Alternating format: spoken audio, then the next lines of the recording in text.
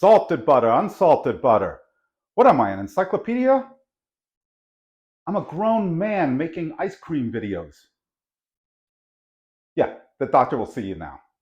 Welcome back, friends. Sly Boots, what are we doing today? Well, today we are going to be making ginger pineapple ice cream. This is a favorite of mine, and it really makes you feel very Jimmy Buffett here in Margaritaville. It's very tropical. I really like it. So let's get going.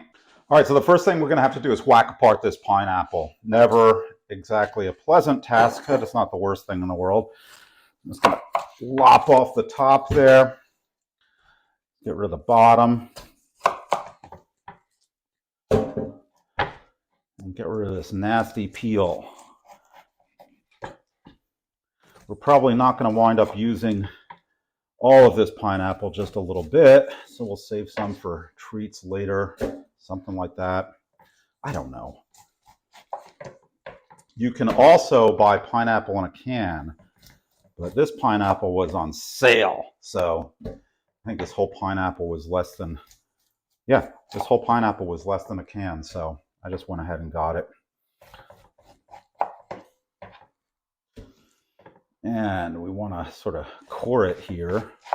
I am not using the apple corer because that's way too dangerous and exotic a tool for me right now. And we'll just slice this up kind of small. You can also wait and put the pineapple on top of just the regular ginger ice cream if you want to. Or if you kind of like the pineapple frozen into the ice cream like I do, we're going to mix it in at the end.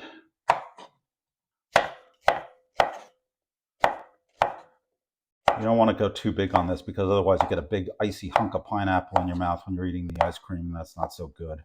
I suppose you could also do this with a food processor. I wasn't about to haul that thing out because it's too big of a pain in the butt. So I'm just doing this as need be here. Sloppy chopping. And that's definitely more than enough. Okay, so for the ginger, this you really need fresh ginger for it.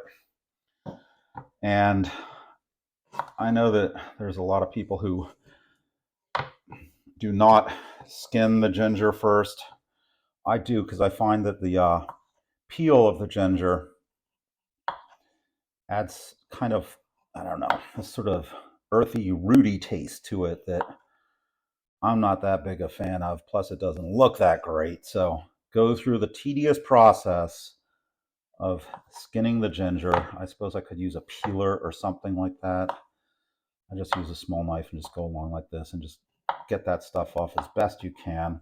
And then we got to grate it. The eternally frustrating grating of ginger, because it just clogs up the grater. So we're using our small setting on this fine precision device here. Just coming along and grating it up. And it always seems like you go into it, and if you don't slice your finger off, damn it. So there we go. What do you think that is? Maybe, I don't know, 2 tablespoons of ground ginger, something like that. That's what we'll be using in our recipe.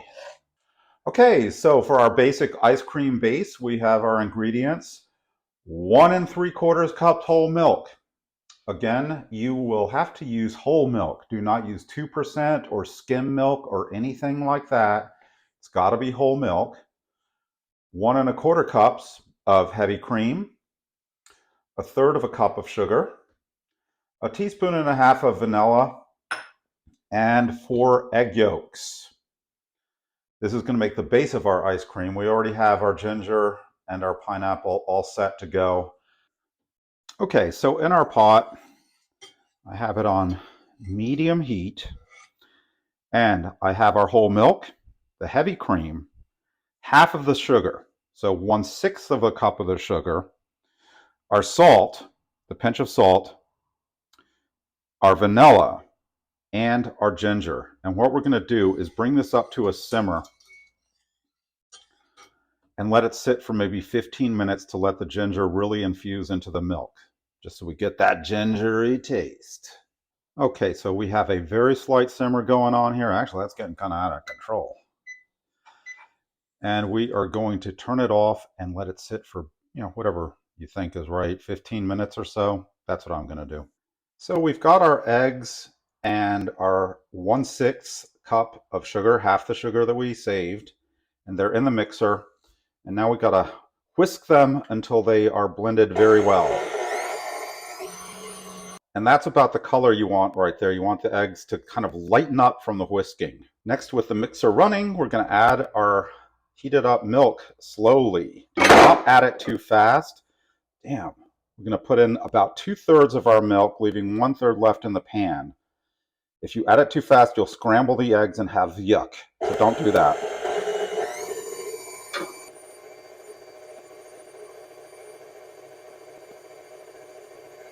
Now, with everything back in the pot on the stove, we are going to heat it up a little bit until it thickens just a little.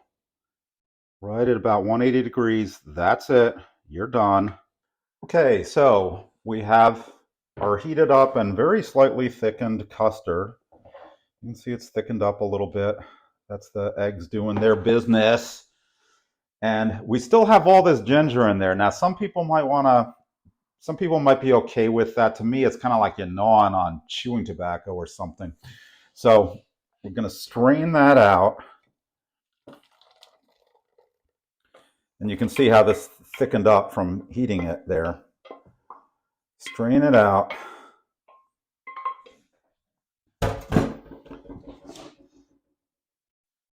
Give it a little jiggle. Oh my God. And this gets out all the little congealed milk bits and God knows what else is in here. I don't know. But there you go. There's all our ginger and any other effluvium that has accumulated in our mix. And we're going to cool that down in the refrigerator. So our ice cream base has been in the refrigerator for 4 hours. It's totally cooled down. And I'm about to use my Cuisinart ICE20 ice cream maker. I love this thing. The only thing you really have to remember is no matter what, any ice cream, this is the frozen bowl type where you got to put the bowl in the freezer. This type, you really need to put that bowl in the freezer for a full 24 hours. Even, I don't care what the instructions say. And if you have an upright or a chest freezer separate from your refrigerator, use that. That's going to be a lot colder than your automatic defrost freezer in your refrigerator. The thing I really love about this is, if you notice, where's the cord? Oh, it's in this little hole. So when you're done, you can just stick that cord right back up in there, and there's no stupid spring retract mechanism to break or anything. And that is like a huge feature to me, because you're not gonna have this out on the counter all the time. You're gonna be taking this down from the shelf. You want that cord smacking you in the face? I don't think so. So that is one feature I love about this. Plus, it's a Cuisinart, and Cuisinart stuff always works in my experience. For a very long time for the amount of money you pay. I think this is like, I don't know, $60 on Amazon. If you have some brains, you'll go to a secondhand shop, like, whatever, thrift store, and you can get them for under $10, which is what I did. And they're barely used. Okay, so let's get set to make some ice cream. I have my bowl. It's been in the freezer at least 24 hours. I have the dasher. Don't need to refrigerate this. Put the top on. Very important. Start before adding your ice cream custard base. There we go. Just slopping it all around. Shoddy workmanship. And we are going to let this churn for, usually this is done in like 10 minutes, but we'll see how it goes. All right, so our ice cream's been churning for about 10 minutes, and we're going to put in a pineapple. One thing to note is pineapple has a really high water content, so it will freeze into little pineapple ice cubes. So that's why you want relatively small chunks here, unless you want to be gnawing into a huge hunk of pineapple and being like that guy who chomps on ice in his drink, you know, like you're in the mafia or something. So we are just going to let that go in there for, I don't know, a minute or two, because all we're trying to do is mix the pineapple in. We're not trying to do any more freezing at this point. Yeah, I'm pretty much good right there. And we are done. This is what our ice cream looks like. It's been sitting here for about a minute or so while I set this up.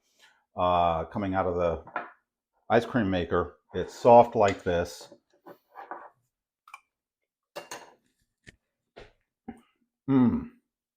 I feel like I'm at a distant, faraway place. Oh, there's a girl in a bikini coming up to me on the beach. It's the girl from Ipanema. That's how good this ice cream is. I love it soft like this. If you want to freeze it, you can freeze it. But if you do freeze it, let it sit for a minute or two to warm up a little bit. Don't go straight from the freezer to serving it up on the table. Anyway, thank you so much for watching. Please like and subscribe my videos.